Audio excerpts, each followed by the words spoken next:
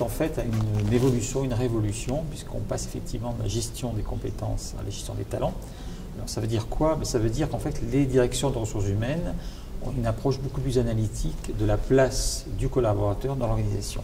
Aujourd'hui, les processus d'évaluation et de talent intègrent uniquement les compétences de savoir-faire. Et donc il va falloir intégrer justement ces compétences de savoir-être.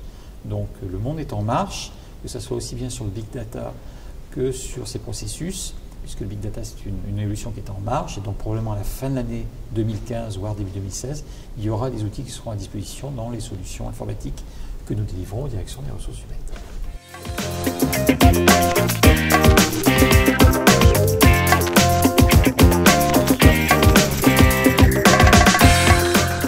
Nous avons de manière quasiment innée des facilités pour certains soft skills en fonction de nos motivations primaires. Donc chaque personne va avoir des facilités à développer plutôt tel ou tel soft skill. Alors va pouvoir en développer d'autres, mais ce sera plus difficile et elle a moins de chances d'exceller, on va dire, dans des choses qui ne correspondent pas à ses motivations primaires.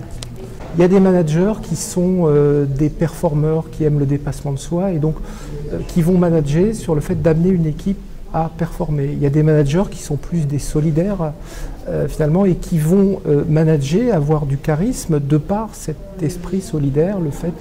Et en fait, presque toutes les personnalités ont des atouts pour devenir de bons managers.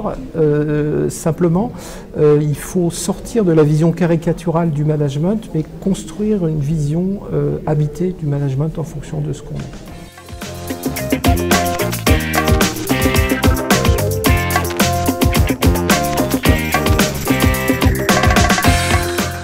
Quand on regarde les questions qu'on vous pose dans un 360 degrés par exemple, on est déjà en plein dans la mesure du soft skills.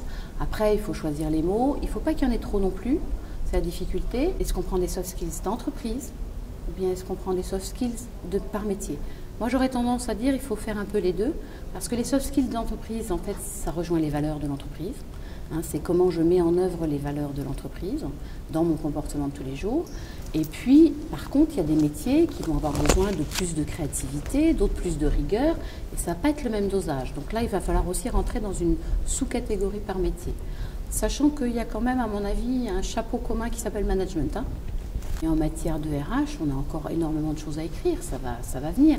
Je pense qu'on a intérêt à prendre exemple effectivement sur ce qui se fait sur le monde anglo-saxon, qui est beaucoup plus ouvert à la capacité à apprendre et non pas à ce qu'on a déjà appris.